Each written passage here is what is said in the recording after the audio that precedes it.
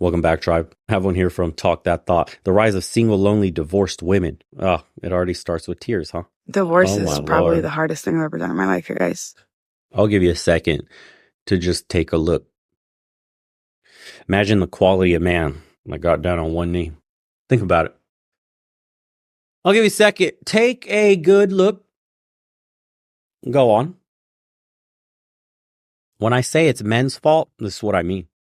When you take a good look, do you feel like blaming the man in this situation? See, there's levels to this. This one is super obvious, like a peacock showing you the true colors. I understand it's harder when they conceal the crazy, but it's your job as a man to discover those issues. Is it not? Interesting how we'll blame the man in this scenario when the signs are so obvious, but then why do we blame the woman when the signs aren't as obvious? Isn't that a skill issue? Wasn't that a lack of knowledge on the man's part to be able to see the red flags? Clearly, the man that married this one had absolutely no skills, no ability to see red flags. It's like trying to touch a scorpion and expecting not to get stung. I understand some of them look like beautiful little caterpillars, but they're still covered in hairs. Some are extremely poisonous. It's your job to figure out which ones are and which ones aren't. Is it not?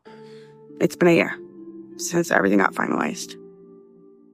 And I am living my best life. I am thriving really lately, and finally happy with my routine and my solitude and the things that I do on my own. But this week marks a year, and I'm feeling sad, clearly. That grief, just kind of clouding over me. So you're not doing your best life. Which is wild. It's cool. This person doesn't even exist in your life after 7 years, and like the thought that the things that you thought you were going to build together no longer are viable. Wow. So it's just a confusing place to be, Went out last night, had a great time, but now I'm feeling a little in my feels, if you would say. So if you're somebody that's struggling with a divorce, you're not alone. Wow, this is what living your best life looks like, ladies. Here you go. Live it up. And specifically, if you're the person who asked for the divorce. Look at that. You feel sad. Wow.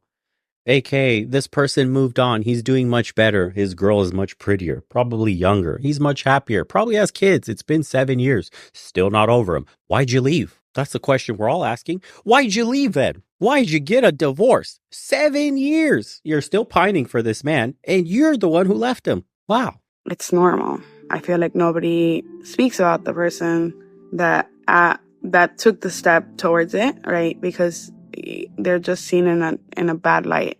You stopped fighting. You didn't want to work on it anymore.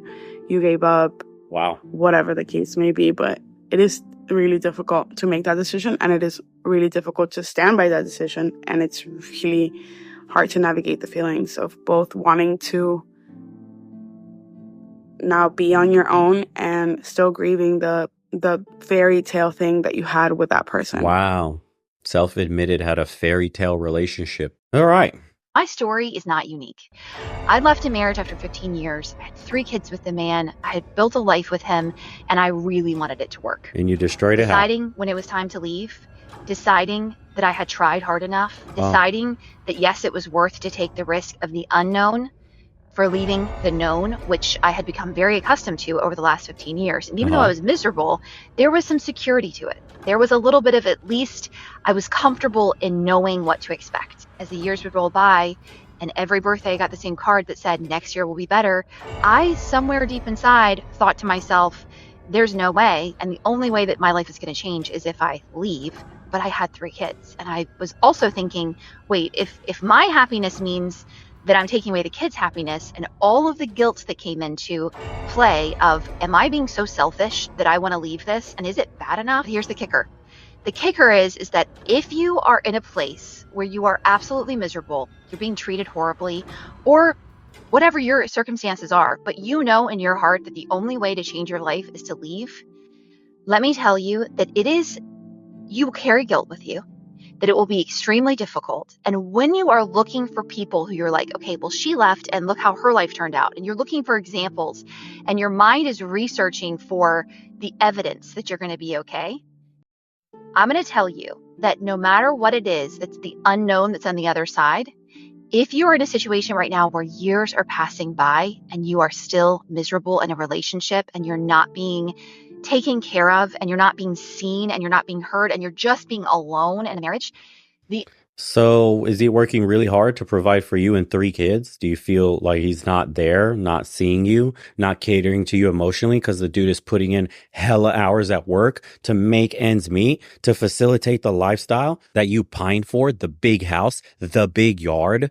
feeding 3 kids, sending them to school? You don't think that takes a lot out of a man? You don't think that from a man's point of view, he would love to be more present? He would love to be more intimate. He would love to have a normal relationship. This shit's getting more and more expensive as the days pass, as the years go on. Inflation, the economics that we're living under today, you don't think that's eating into his salary? He's got to put in more and more time? Come on, dude. You're treated badly. Oh my God. Well, did you go to therapy? Did you talk it out with your partner? The vast majority of why these people break up is over money. Money's the biggest wedge in between relationships. And I guarantee if that dude had a cushier job that allowed him more time at home, more vacations, more fun stuff you see on social media, should have been A-okay. Not a problem. She had comfort and security. That's her own words. Comfort and security. Her problem was she didn't feel seen. Betty at the office got some flowers from the strange man she's been dating, that bad boy Ted, and now she wants that too. She wants to feel the tingles. The tingles haven't been felt in a long time. Her man had to sacrifice to put bread on the table. They never talk about that aspect, man. It's always me, me, me. This is how I feel. My problem.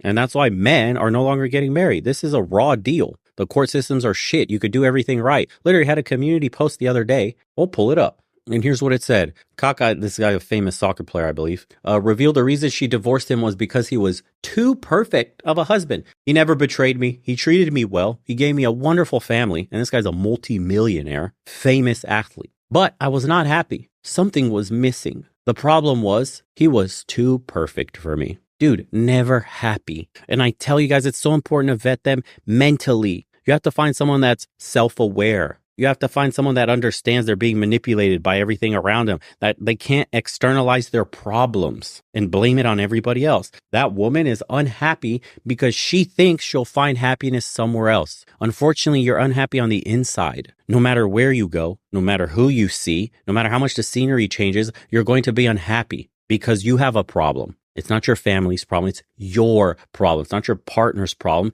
You have an issue that you need to resolve internally. Instead, you got manipulated, indoctrinated, or brainwashed somewhere by somebody, whatever you were consuming, that got you to leave your relationship because you were looking at how other women left and they were happy. You're being influenced by other people whose lives don't track with yours one-to-one. And you ruined everything. You ruined 3 children's happiness because you didn't have the IQ required to sit down and think, what's the source of my unhappiness? My husband provides. He's doing his best. Okay, we need to switch things up. We need to do this. I need to take up a hobby. I need to fill my time with something that I can derive pleasure and happiness from. I need to be my own person. I need to stop being comfortable, stop feeling safe in this relationship all the time. He's doing everything. I don't have to worry about much. Yada, yada, yada. No, bro. Instead of doing those things, I'm going to ask for a divorce and destroy the lives of 4 people, my 3 kids and my husband. That is literally the definition of being selfish. Unknown is terrifying, but there's nothing more terrifying than looking back and seeing all the years that you wasted living in fear. Jesus. I'm crying because my son is leaving. He's going to see his dad. And it just hurts.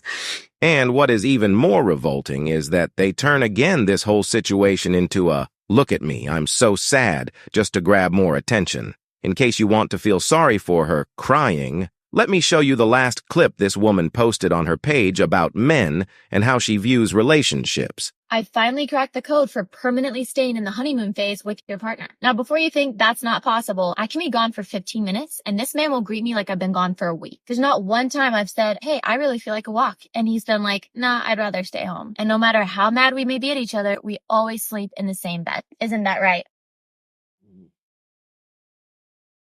Get a dog.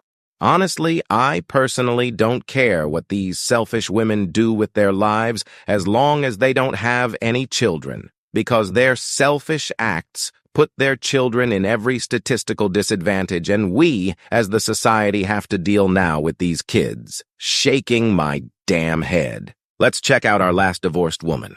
I'm just getting back from a soccer game, and I'm sitting in my car in the dark garage, and I wanted to share something with you guys. And I know if I don't share it right now and record it, that I won't do it tomorrow because the feeling will be gone, and then I'll just tell myself it's stupid and nobody cares anyway.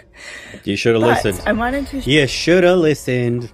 You should have listened to that feeling. See, that was the correct intuition you had. Now we're going to hear some bullshit story. Share something about being divorced that Here we go. nobody really talks about or tells you about. And tonight's game reminded me of that because it was an awesome game. It was like tied 0-0 and we scored in like the last 12 seconds. It was awesome.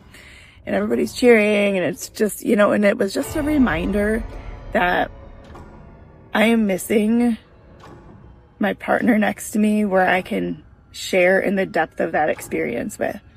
Who divorced who? You know who? how you can kind of just like look at your person or like hug them with excitement or kind of even if Why'd you leave? Lock eyes for a minute, you know that the both of you are taking in that moment of something your kid just did that's really awesome and that you're going to relive that memory 10 years from now. Great. Why'd you leave? It's just this weird mix of like happy and joy and like an empty. Oh, so you have zero emotional regulation. You let the emotions get the better of you. You acted based on your emotions and now you regret your decisions and now you're emotional again. You could have had your man beside you. You're probably the one that left. Sounds like you're reliving what your life could have been had you not divorced your husband. Wow. Similar tale, huh? Space at the same time. I'm not saying that so you can feel bad or be like, oh, poor you. Like, it's not that. My life is very, very full.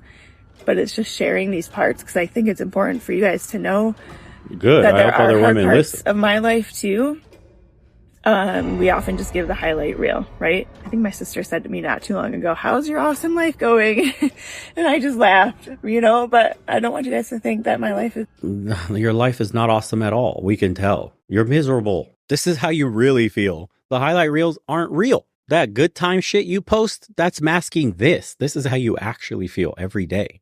This is what post-divorce looks like, ladies. Remember that when you see the girl smiling, having fun, out with the besties, partying. Wow, strange men. When that shit ends, that night ends and you're in bed after Mr. Bad Boy leaves from pumping you and dumping you, this is the feeling. This is what you really feel like. This is how you are day to day. This is your reality of destroying something good you had, something hard to get. You know how hard it is to get a man to love you and want to marry you, to commit to you in the world today, with the laws we have today, with the dating culture we have today. You know how difficult it is to get a hand in marriage. Wow. And you threw it all away. And now you got to go back out in the dating pool with horrendous stats. Old, single mother, potentially, divorced. Bro, just tack on more baggage, why don't you? Wow, dude.